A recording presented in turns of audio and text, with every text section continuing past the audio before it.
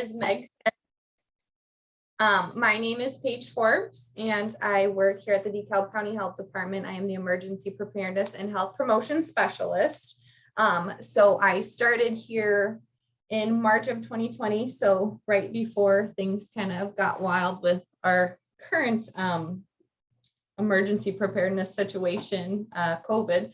But it's nice to be, here talking to you guys tonight about, weather-related emergencies and move away from the COVID. While COVID is here and it's very, real and crazy, it's cool to switch focus and talk about these weather emergencies tonight. So with that, I just wanted to say that September is National Preparedness Month. It is observed every September just to raise awareness about the importance of preparing for these disasters that we have here in Northern Illinois. And, disasters happen at any time. So this year's theme is Prepare to Protect. So preparing for a disaster is protecting everybody you love. So each week of September, they have a different, kind of theme. This week is make a plan. Next week is build a kit. Then there's a low cost, no cost preparation, and then teaching youth about preparation. So what is an emergency? It's an unexpected, dangerous situation that requires immediate attention. And here is a quick little 60-second video that I'm going to play for you guys. That is 5 weird disasters. So let me pull this up.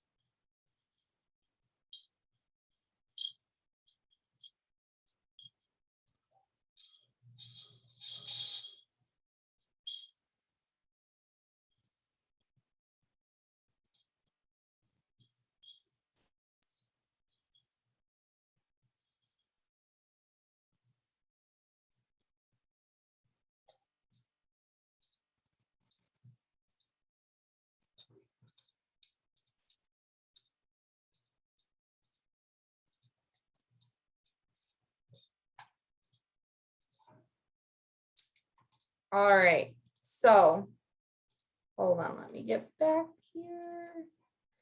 So as you can see, those are kind of some very, oh, sorry guys. Sorry about that. We'll get back on track here. So that was some pretty strange things that we are not going to see very often here in Northern Illinois, but it's just pretty much saying you never know when a disaster is going to strike. So it's important to be prepared. So preparing for disasters is we're going to want to limit the impact that a disaster has on you and your family. You need to know the risks of weather disasters in your area. So here in Northern Illinois, you want to make sure that you have some kind of home or rental insurance coverage, and then act fast if you receive a warning or an alert, just to be as prepared as possible.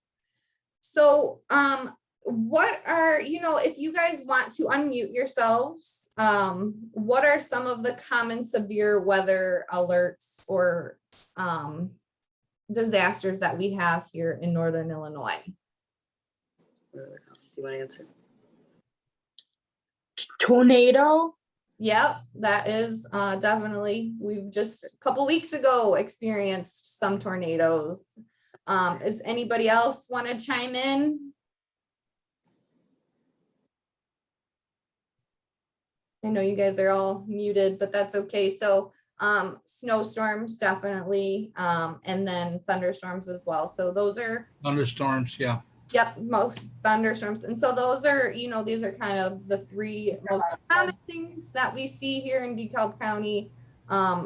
Unlike the molasses disaster that you saw in that little 60-second video. So this is, what we're going to be dealing with mostly here in DeKalb County, Northern Illinois. So next, the FEMA. So FEMA is the Federal Emergency Management Agency. They have an app that actually sends weather alerts and safety tips to help before, during, and after disasters. So this app, will send you the alerts for up to 5 locations. So you can set those different locations on the app and get those alerts.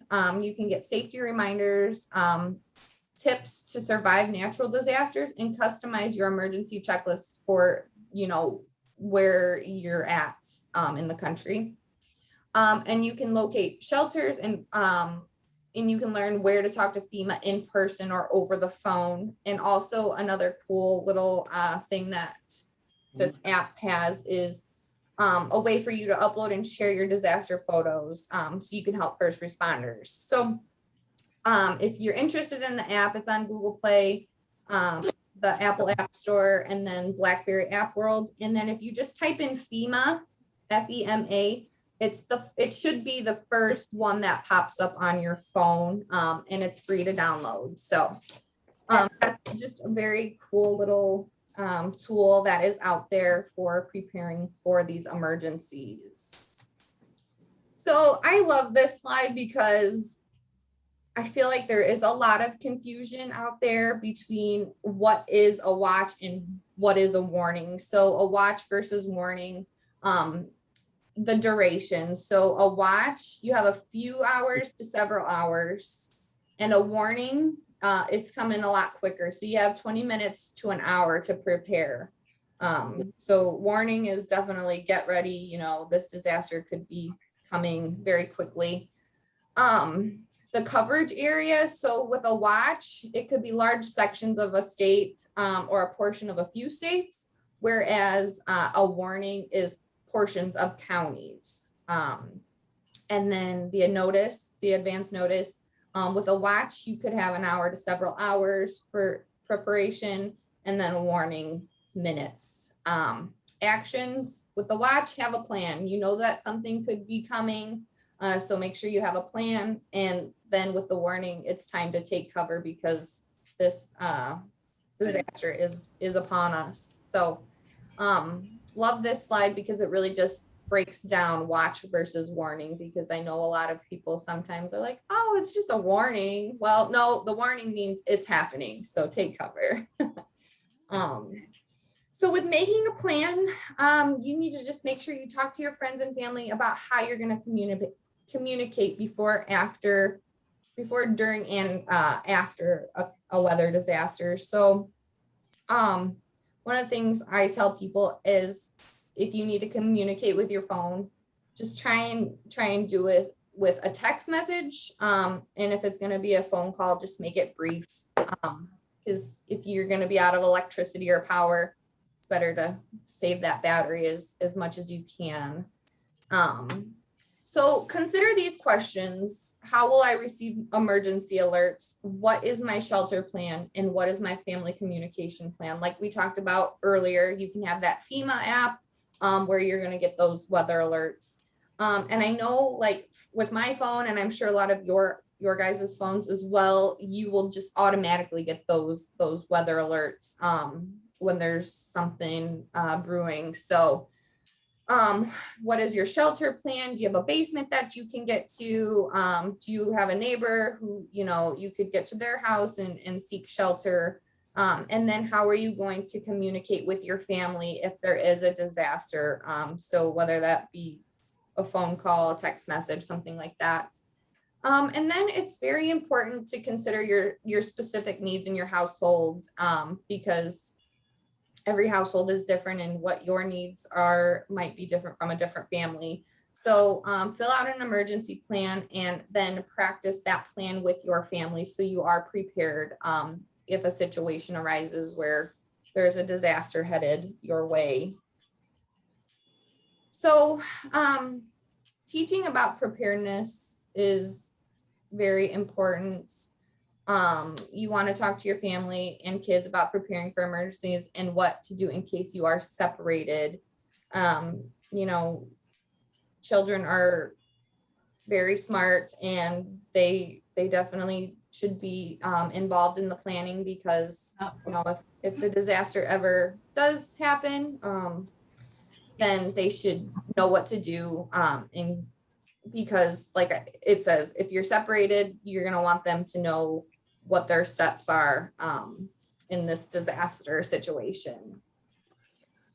So like we said, include children in preparedness conversations. They'll learn the building blocks of preparedness, be informed, make a plan, build a kit, and get involved. Know the emergency plan for your child's school and child care facility. Teach kids when and how to call important phone numbers like 911. Another thing you're going to want to do is try and practice evacuation plans, other emergency procedures, and with children on a regular basis. Like, you know, at school, they're always practicing for tornado drills. It wouldn't be a bad idea to do that at home as well. So learn different ways to help children cope during and after an emergency, because can be a very traumatic experience for younger children when something like this was to occur. And then make sure children have emergency contacts memorized or written down in a secure place. So some of the family resources that you can access are these links here. I can just briefly, well, no, I can't. But ready.gov is a great resource to get some guidance on creating a family plan. There's games that you can play with your kids or grandkids or whoever, and then it will also help you make a family communication plan. So ready.gov, great resource for making a plan for an emergency. So this is really important, is having a kit ready to go. So building a kit, gather supplies that will last for several days after a weather emergency. And don't forget to consider the unique needs of each person or even your pets if you have to evacuate quickly. So you should have at least 3 days worth of stuff in your kits. And take into consideration making 2 kits, a kit for where you are, and then a smaller lightweight version of the kit in case, you know, you have to evacuate. It's recommended to have a gallon of water per person per day, and then a non-perishable food supply as well, such as protein bars, dried fruits, canned foods, and of course warm clothes, because you never know what kind of weather you know you would be in after a disaster. So definitely warm clothes, a blanket. So these are some items to consider when you are making your emergency kits. So here are some actual, this is from ready.gov, this little checklist here. But we talked about the water and the non-perishable food items, extra cell phone battery or charger, crank radio, which you will get when you go pick up your kit from the library. There is a handheld crank radio in there for you guys. There will be, or you should also have in a kit, a flashlight and batteries, a first aid kit, which is going to be in your guys that you'll pick up from the library as well. A whistle so you can signal for help, a dust mask that will help filter contaminated air, which you will also get in your kits, moist towelettes, garbage bags, and plastic ties for personal sanitation, non-sparking wrench or pliers to turn off utilities, a can opener, and local maps. So like I said, ready.gov, great place where you can just go and print off this checklist and get your kit ready to go. So additional items, so there's a lot of things that you might not think of. So making sure you have your prescription, your medication, your glasses, formula and diapers if you have children, pet food and water for your pets, important family documents, cash change, emergency reference material, a sleeping bag or warm blanket for each person in your household, a complete change of clothing, fire extinguisher, matches, feminine supplies, paper cups, plates, paper, pencils, books, puzzles. So, I mean, this is a very thorough list of things, that you could consider getting ready for an emergency. So the exciting thing in your guys' starter kits, this is exactly what you'll get. So you have that red drawstring bag that everything will come in. So you'll get the basic first aid kit, that Cato radio with flashlight. It's a crank radio, so it runs on battery. So you'll get that in your kit with some dust masks, Band-Aids, cleansing wipes, first aid tape, sting and bite wipes, gloves, scissors, gauze, instant ice packs, and then first aid instructions in case you need some assistance with using the supplies that come in the first aid kit.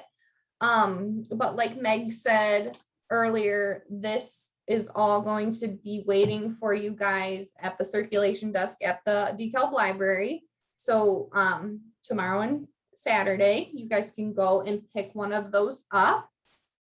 And then if you want more information, like I said, visit ready.gov because it's a great tool for all those checklists, how to create an emergency plan and talk to your family and your kids, and just a really great tool to guide you in making these plans and kits in case there is a weather-related disaster or emergency. So does anybody have any questions for me?